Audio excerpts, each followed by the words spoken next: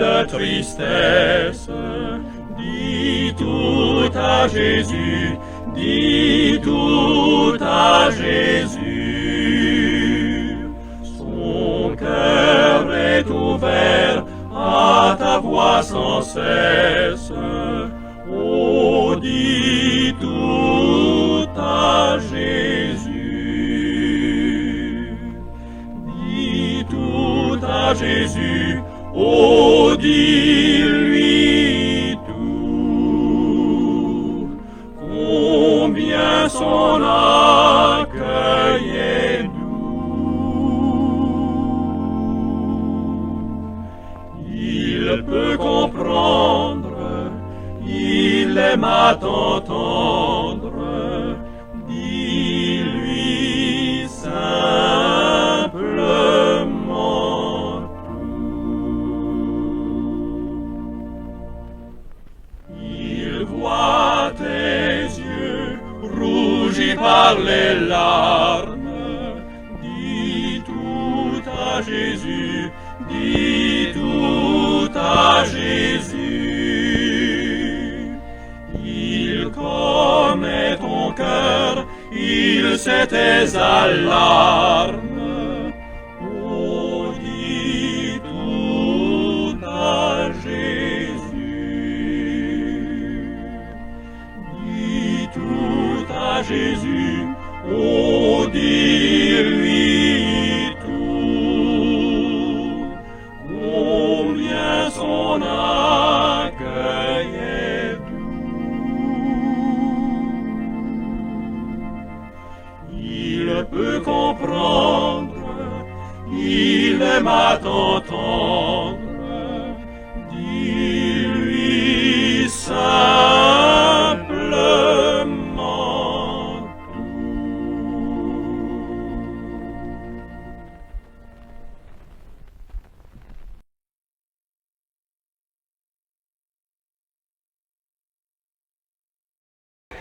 Bonjour tout le monde, soyez richement bénis en Jésus-Christ. Je vous apporte deux versets qui parlent de nous. Deux versets qui parlent de toi, qui parlent de moi, qui parlent de vous, qui parlent de nous toutes et tous. Romains chapitre 8, versets 33 et 34. Qui accusera les élus de Dieu? C'est Dieu qui justifie, non? Qui les condamnera? Christ est mort, bien plus, il est ressuscité. Il est à la droite de Dieu et il intercède pour nous. Quelle belle réflexion. Quel beau verset.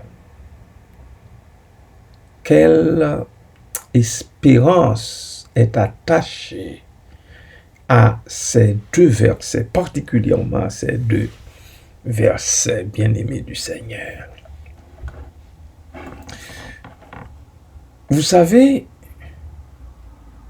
souvent, dans n'importe quel jeu, beaucoup de joueurs traduisent une défaite de l'équipe par un manque de performance, sinon que par leur nullité.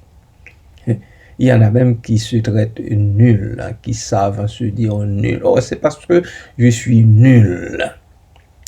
S'ils perdent le match ou le jeu, c'est parce qu'ils sont nuls. Même quelques coachs, pas eux tous, quelques coachs non respectueux considèrent certains joueurs comme nuls. À leurs yeux, l'équipe ne devrait perdre un seul match. Mais en général, la vie est un jeu, non? Or, dans un jeu, on gagne et l'on perd. Voilà l'esprit du jeu. Sinon, à mon humble avis, ce ne serait pas un jeu. Comme chrétiens, nous ne menons pas le combat uniquement sur le terrain du jeu, bien-aimé. Cependant, dans une époque difficile, lorsque cela joue contre nous, nous prenons souvent en compte la preuve de notre manque de valeur, la preuve de notre négligence, de notre manque de vigilance. Nous rejetons notre incapacité de percer le camp de l'ennemi sur des manques par-ci et des manques par-là. C'est ainsi que nous, les chrétiens, nous réfléchissons. C'est ainsi que nous envisageons la chose. L'apôtre Paul a fait un lien entre nos souffrances du temps présent et notre gloire à venir. Romains chapitre 8. L'apôtre a fait cette observation pour nous, enfants de Dieu. Il dit, j'estime que les souffrances du temps présent ne sauraient être comparées à la gloire à venir qui sera révélée pour nous. S'étant donné pour nous, Jésus continue d'œuvrer en notre faveur au fil de notre combat contre le péché. Il travaille à nous transformer à son image.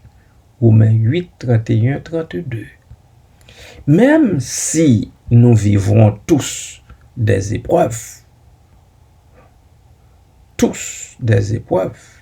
et de la persécution, l'amour inébranlable de Dieu nous aide à persévérer. Les versets 33 et 34 nous le font comprendre. Lorsque l'auteur pose cette question, qui accusera les élus de Dieu? C'est Dieu qui justifie. Si c'est Dieu qui justifie, la cause est entre ses mains. Qui les condamnera? Christ est mort, bien plus il a ressuscité. Il est à la droite de Dieu et il intercède pour nous. Je vais revenir là-dessus. Si nous lisons depuis le verset 31, Romains 8, 31, que dirons-nous donc à l'égard de ces choses? Si Dieu est pour nous, qui sera contre nous? Verset 32, lui qui n'a point épargné son propre Fils, mais qui l'a livré pour nous tous, comment ne nous donnera-t-il pas aussi toutes choses avec lui? Et maintenant, 33, qui accusera les élus de Dieu? C'est Dieu qui justifie. Qui les condamnera? Qui les condamnera? Alors, c'est qui oserait les condamner? Christ est mort, bien plus, il est ressuscité. Il est à la droite de Dieu et il intercède pour nous. Nous pouvons être bien-aimés du Seigneur en proie à de grandes épreuves, de grandes difficultés, de grandes douleurs, de grandes souffrances. Et j'en passe. Dans de nombreux cas, nous pouvons même essuyer plusieurs échecs. Plusieurs, pas un seul, mais plusieurs échecs au cours de notre existence. Mais, comprenons que notre ultime victoire est assurée. Le chrétien authentique ne perd jamais dans le jeu de sa vie. À ses marques, il est parti déjà gagnant. Pourquoi? Parce que Christ n'est pas seulement vainqueur des combats, il est encore notre victoire. Dès lors, nous pouvons chanter à gorge déployée. Plus que vainqueur, telle est notre devise. Plus que vainqueur, bien que persécuté.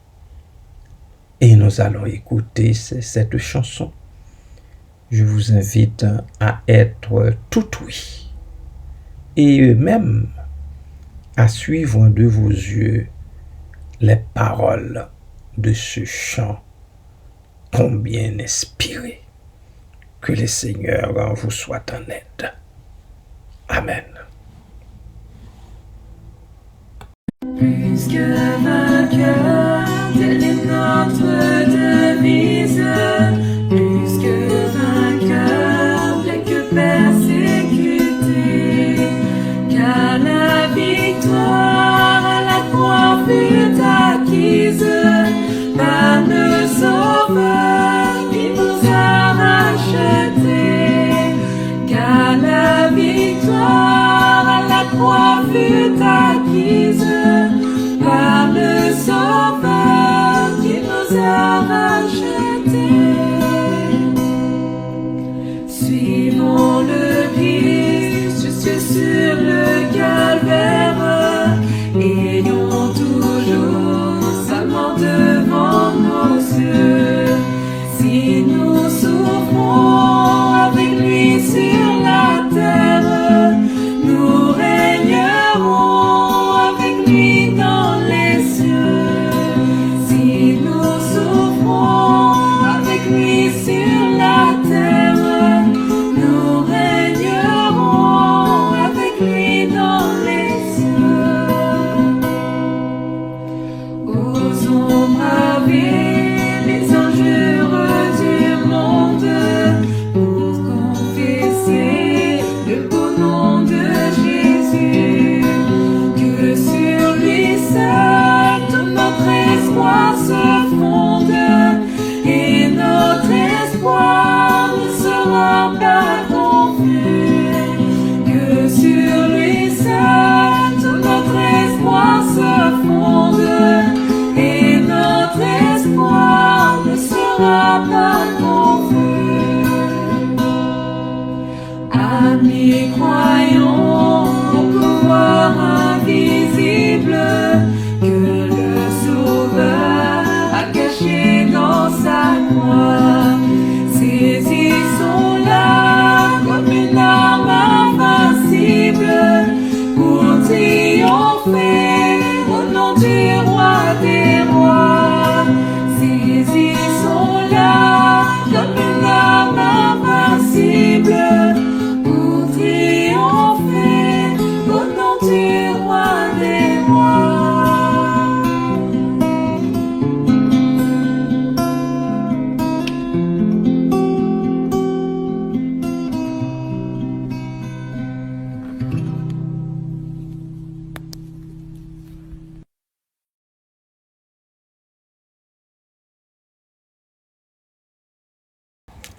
Seigneur éternel, en Dieu, trois fois saint, merci infiniment parce que chaque jour qui passe, tu nous rends plus que vainqueurs.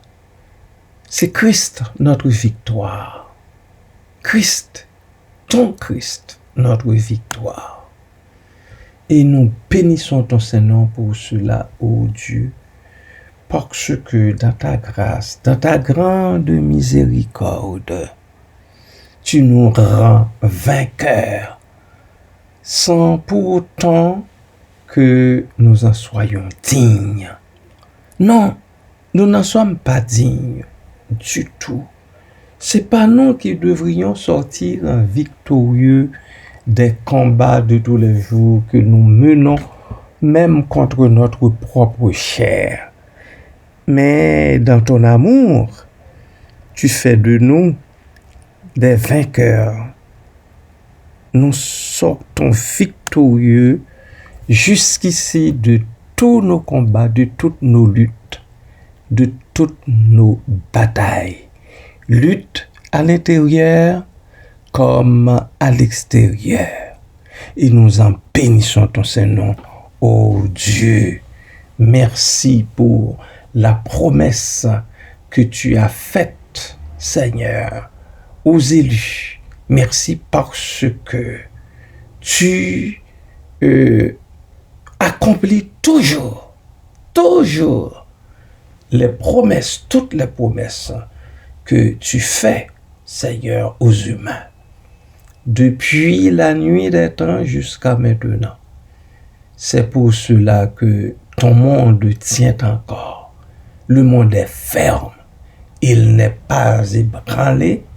Et ce, malgré l'escalade, tout simplement, l'escalade de la criminalité sur ta terre, dans ta création, sur les champs, Seigneur, que tu as créé à ton image et à ta ressemblance et que tu aimes tellement.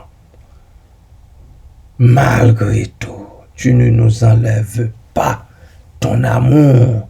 Ton amour dure à jamais. Ton amour reste et demeure parce que tu es Dieu. Parce que tu n'es pas un homme pour mentir, ni un fils d'homme pour te repentir. Papa, merci pour cela. Merci pour tes grâces. Merci pour ton accompagnement. Merci pour les combats menés avec nous et sans nous et gagnés pour nous. Merci, Père.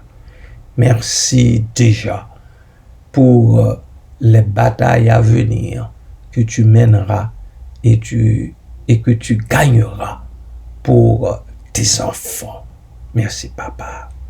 Père, je te prie pour les bien-aimés qui sont malades dans le corps. Notre sœur Marie-Myriam Dodo qui ne supporte pas bien devant toi.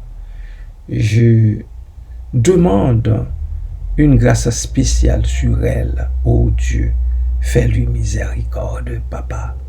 Sois avec ma sœur Phébé également. Merci du fait que j'ai pu le voir dimanche dernier, prier avec elle, sa mère, sa tante, sa sœur. Merci pour ça, Père. Que le travail en commencé puisse en continuer, Seigneur, afin que cette jeune femme récupère sa santé, afin qu'elle soit prête, oh Dieu, à reprendre ses activités coutumières. Merci pour ça, Papa. Merci, Père. Merci, Seigneur. Merci, Jésus. Que toute louange et toute gloire reviennent à toi seul, ô Christ, notre victoire. Que tout honneur revienne à toi seul, Jésus, notre victoire. Merci, Seigneur. Merci, Papa.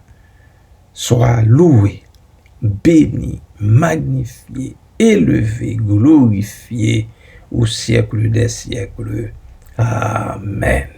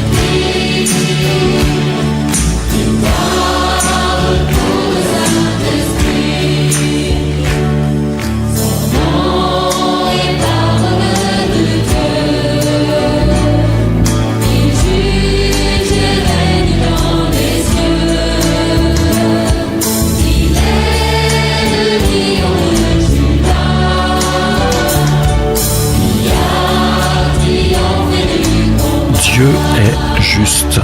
Pourquoi ma vie est-elle en demi-teinte ? Ta vie sera à l'image exacte de ta relation intime avec Dieu. 1. Une vie bénie. Si tu auras recherché l'intimité et la présence du Seigneur, tu auras vécu proche de la lumière, Dieu, et ta vie sera lumineuse.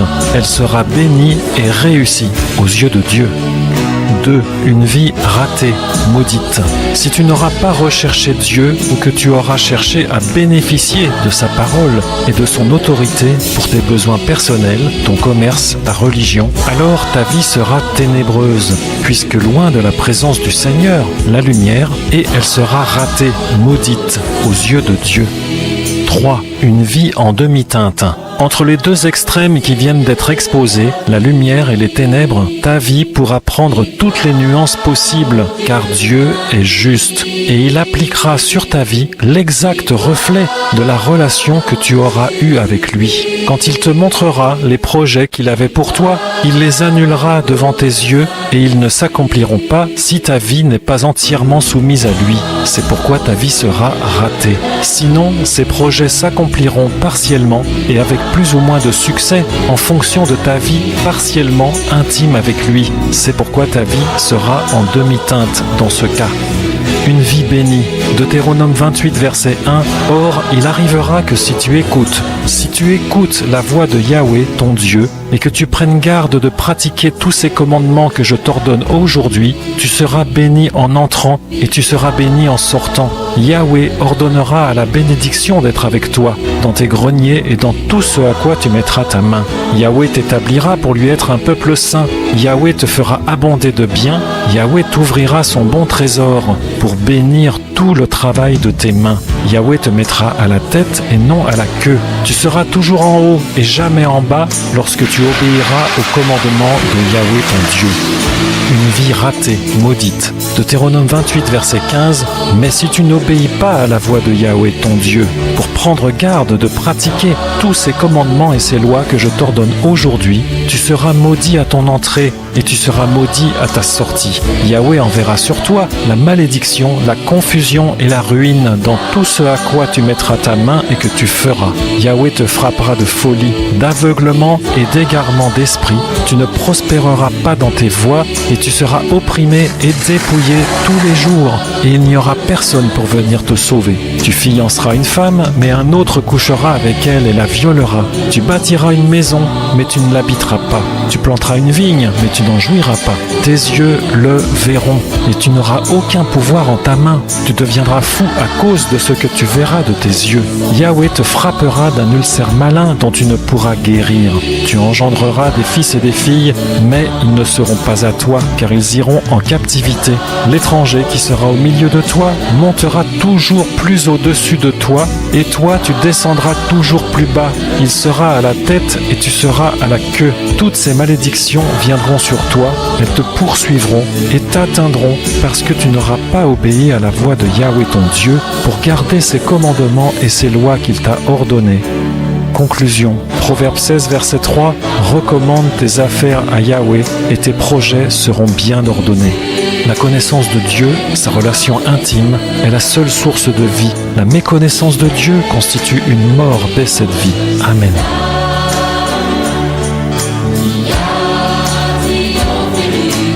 Pourquoi ma vie est-elle en demi-teinte ?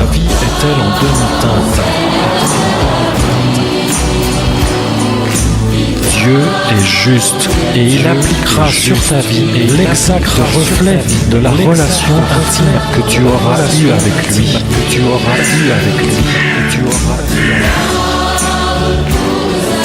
Une vie bénie. Une vie bénie.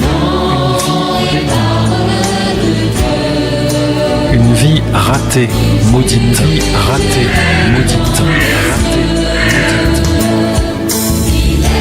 Une vie en demi-teinte.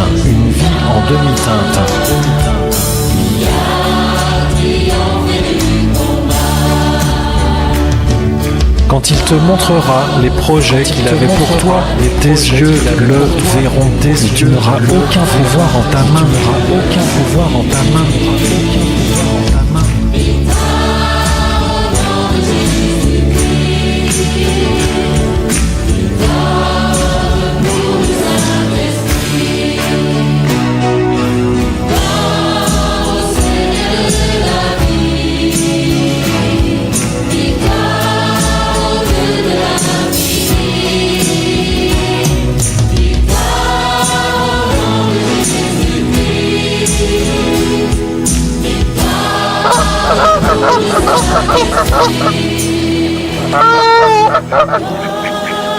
Seigneur de la vie, victoire au Dieu de l'infini, victoire au nom de Jésus-Christ, victoire pour le Saint-Esprit.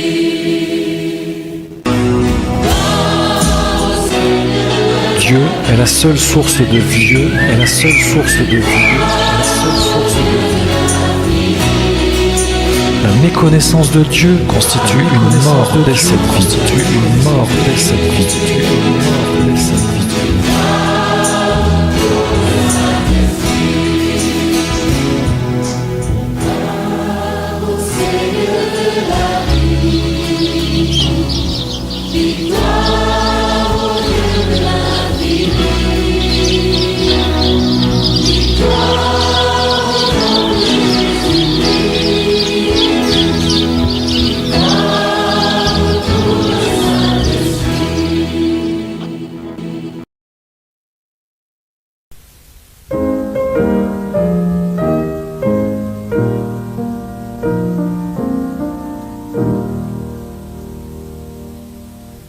L'Éternel te bénisse, l'Éternel te bénisse et te garde, fasse lever la lumière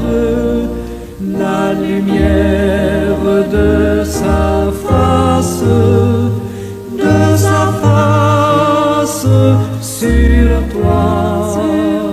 sur toi, use de grâce envers toi et te donne la paix, et te donne la paix.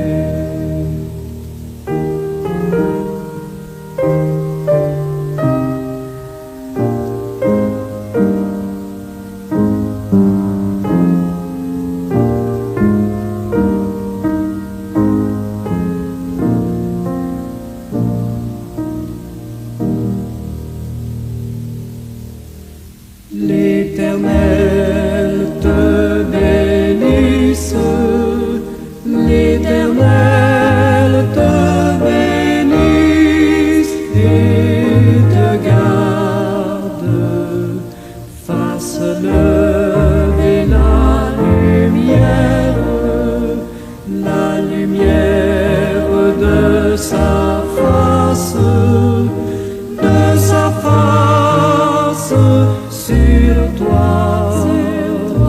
sur toi, use de grâce envers